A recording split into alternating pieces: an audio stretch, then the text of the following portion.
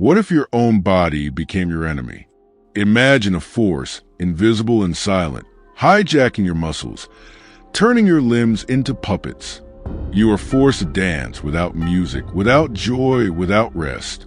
You scream inside your own mind to stop, but your body keeps moving, twisting and jerking until your heart explodes in your chest. This isn't a horror movie. This was a terrifying reality. In 1518, in the city of Strasbourg, a plague was born, not of fever or boils, but of an unstoppable, deadly dance. This is the story of the historical mystery that science still cannot fully explain, a chilling reminder of how fragile our control over our own bodies truly is. It all began with a single woman, known to history as Frau Troffea. One scorching July day, she stepped into the street and began to dance. There was no music, no festival. Her expression was not one of celebration, but of pure agony. Her limbs flailed in a grotesque, agonizing performance against her will.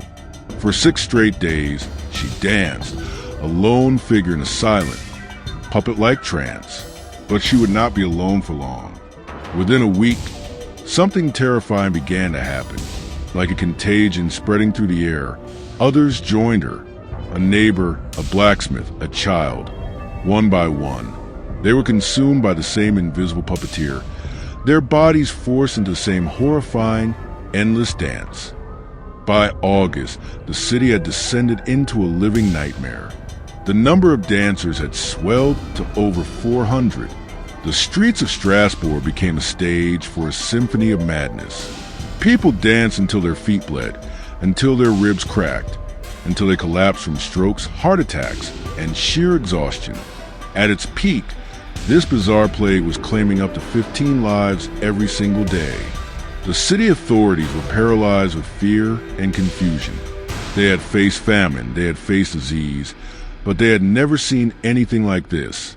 How do you fight an enemy you cannot see? How do you cure a disease that forces its victims to become the instruments of their own destruction? Here, the story takes a turn from the terrifying to the truly bizarre. After consulting with physicians, the city leaders made a decision that defies all logic. They determined the cause was hot blood and prescribed a cure, more dancing. They believed the afflicted needed to dance the fever out of their systems. So they cleared out a guild hall, built a large wooden stage in the town square, and even hired professional musicians to play pipes and drums, hoping to encourage the dancers to burn themselves out. They didn't just witness the madness, they orchestrated it. But their cure had the opposite effect. The music only seemed to energize the dancers, adding a soundtrack to the horror and pushing their exhausted bodies even further past their limits. So what malevolent force was truly at play? For centuries, this question has haunted historians and scientists. Was it a supernatural curse, as the terrified citizens believed, or was it something more tangible? One leading theory points to a poison. Ergot, a toxic fungus that grows on damp rye grain.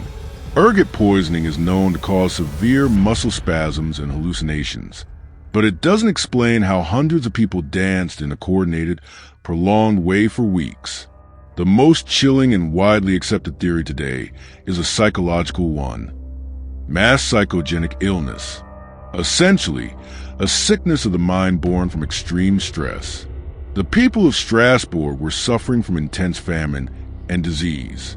This theory suggests that the crushing weight of their reality caused a psychological snap, a mass hysteria that spread like a virus, turning their inner turmoil into an outer, uncontrollable physical explosion. As mysteriously as it began, the dancing plague of 1518 eventually faded away. The music stopped, and the remaining dancers collapsed, their bodies broken, their minds scarred. No official cause was ever determined. The event remains a terrifying testament to the dark power of the human mind and the mysteries that lie within our own biology. It serves as a haunting question. Are we ever truly in control? Or are we all just one moment of unbearable stress away from a dance of our own? What do you believe was the cause? A poison, a curse, or fracture in the human mind?